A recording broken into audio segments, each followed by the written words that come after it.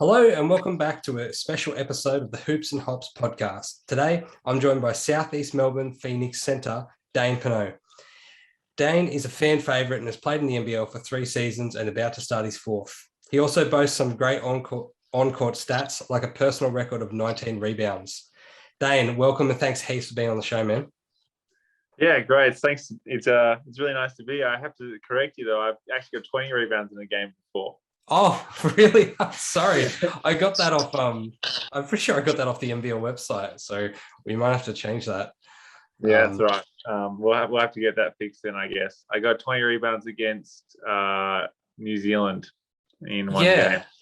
Yeah, that's what I thought. Yeah. Didn't you beat your dad's record to do that as well? Dad actually has more than 20 in a game. But it was the first time, I guess, that a father and son combo both had 20 rebounds in a game. I think that's why the NBL is fairly new and there hasn't been that many father-son combos. So it was a cool thing to do. And I guess I got 19 the following week against Illawarra, and that was something I guess hadn't been done for a little while. But then Colton Iverson this year had 20 plus 2 games in a row. So my little streak is largely forgotten about. I still think it's pretty impressive. Thanks, mate. I appreciate that. Look, I wanted to ask, we don't really know where we're at with COVID at the moment, and the start of the next season is approaching. I think it's supposed to start in November, the 18th of November, I believe. And I wanted to ask, what is the impact that a live crowd has on the way that you play the game? Well, first of all, unfortunately, it looks like our season will get pushed back again. So there's a little bit of an inside scoop for Hoops and Hops.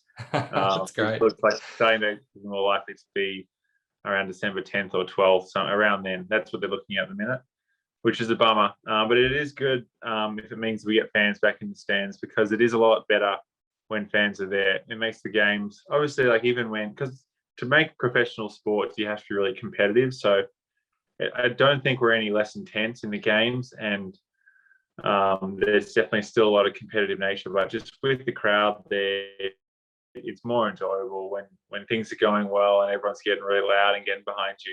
It's just great. It's like the best feeling. And then also when you are down, it does help a lot when you have a crowd there, because they start cheering like, geez, we've got to get going. All these people come here to support us.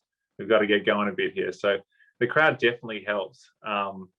It's hard. It's not hard to play in the sense that we can get ourselves up and get going when they're not there, but it's definitely nowhere near as enjoyable as when the crowd is there. Yeah, I can only imagine. I mean, I imagine in those really intense games, you tend to tune the crowd out a little bit when you're making specific plays, but having no crowd there at all must be a really weird vibe.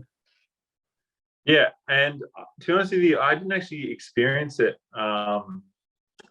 last year. I was only in there for one game because of my injuries. So the one game that I played in, there was actually a crowd. It was it was a slightly restricted crowd, but there was people in there. Having talked to the guys about it and then being around for them when there's practice games and whatnot, is a very different vibe. And in those close games, like if you win, it's still exciting, but you think, oh, wouldn't it have been cool if you could hear the crowd going nuts when we went on that run in the end, but we hit a big shot late. Yeah, absolutely. I was going to ask you about that as well. I know that you had pretty much all of the season, would you say, most of the season last year off. You had some horrible injuries to your back and your wrist and stuff like that. How's the recovery been, and what sort of ignited the fire to come back in the next season? It was a bit of a brutal stretch, unfortunately. It all stemmed from my back. My back was pretty bad. I was pretty much laid out on my back for a couple of months, and I really couldn't do much. It was hard to have pretty severe nerve pain down my leg, which made any sort of movement pretty difficult. And that meant that, I guess, when I tried to come back from it, my body, it was hard to go from doing not much and then trying to build myself up and then going sort of straight into elite level basketball. I guess my body just wasn't quite ready for it, and unfortunately, I got to tear my meniscus about a week back after I started playing again. And it kind of was, I guess I realized I just wasn't quite ready to be out there. it's just a lot to come back from, I guess. And yeah, it's been a bit of a grind. Like I said, I also had a wrist surgery. The wrist surgery was bizarre. I had some sort of disease growing in my wrist that I had to get cut out. So I have I've got a big scar, about 20 stitches. So they basically just opened me up and scooped it out, and that's just bad luck. The other two are just kind of part of sports, I guess. You get injuries as you get older, and to be honest, it's hard at times to be motivated when you're rehabbing from injuries, because a lot of the work you do is away from the team.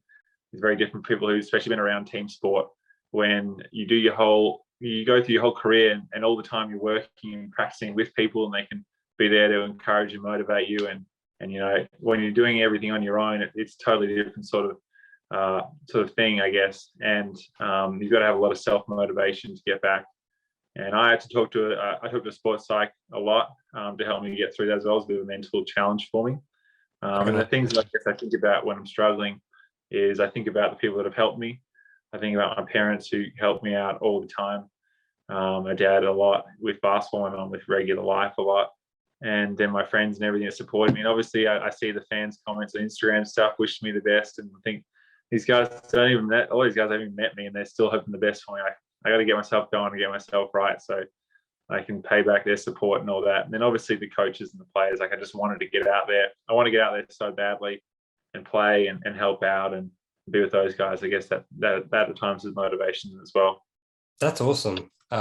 Yeah, I mean, I think it goes both ways as well. I think that the passion that you bring during the downtime of trying to rehabilitate yourself is what keeps fans so keen as well. Like, to see that you're so passionate about the game is such a good thing, and that's great.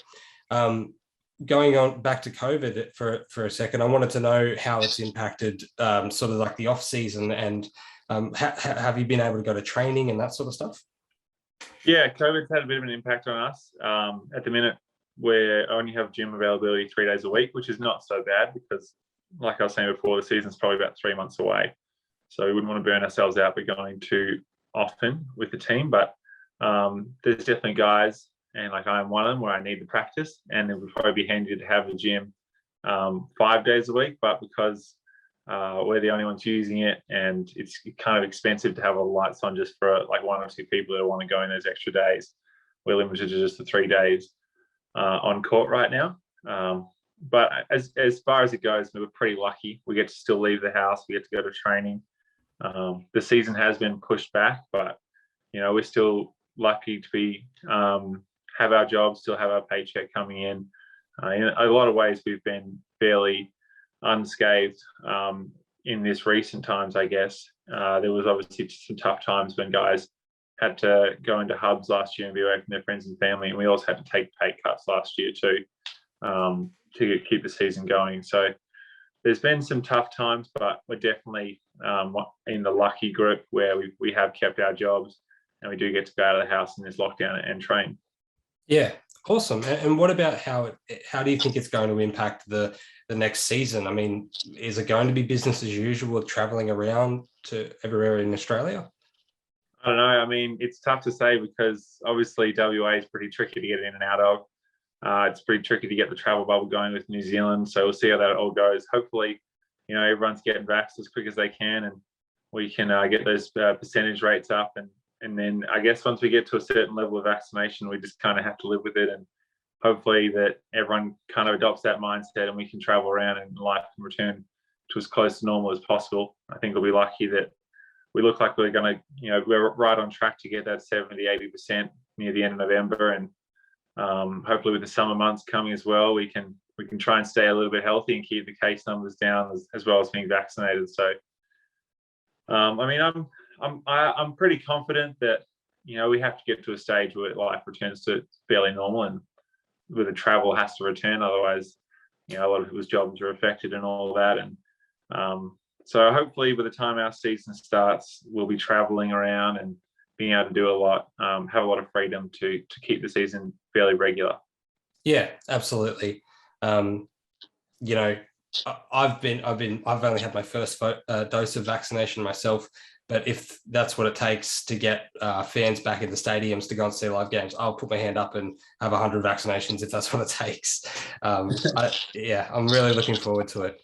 Another thing I wanted to ask you, for anyone listening who doesn't know, Dane is the son of Brad Pinot, who has played. He used to play in the NBL for the Warriors and the Melbourne Tigers, and I wanted to know what was his influence in your childhood, I suppose, moving you towards NBL. It must have been great, like having someone as passionate about basketball as yourself.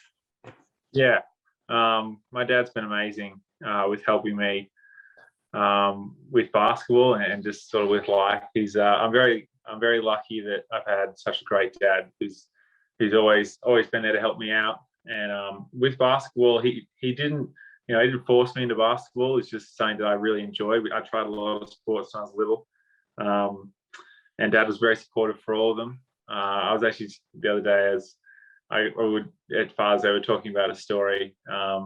I came back. We lived in America when I was little, and I came back when I was 8, and so I missed a lot of Auskick, and I didn't know how to kick a footy. So I came back from school one day, and I was so upset. I was crying. I was 9 or 10. I just can't kick. That was my big problem. I just couldn't kick footy. And Dad was a bit heartbroken because he didn't know how to either. He's American. So he went to work. The next day he came back from work and he had like 60 pages printed off the internet. He'd gone to these websites and looked up how to kick a football. And we sat there and we're trying to read through them all together. We got his friend to come meet me at the park, and we tried to learn to kick together. And like Dad and I both still suck at kicking a football. I was never very good at it, but it is kind of, I guess, is a good example of Dad would just do whatever he could to help me out. He's just always the best he could be. And I guess that's one reason that tries sort of motivates me as well, as my dad would do anything for me. So if he's going to do all that, I got to make the most of the opportunities I have. Yeah, absolutely. Do you ever find he like watches all of your games and reviews them or anything like that? Or is he more like a silent coach or something like that? No, he's not a silent coach.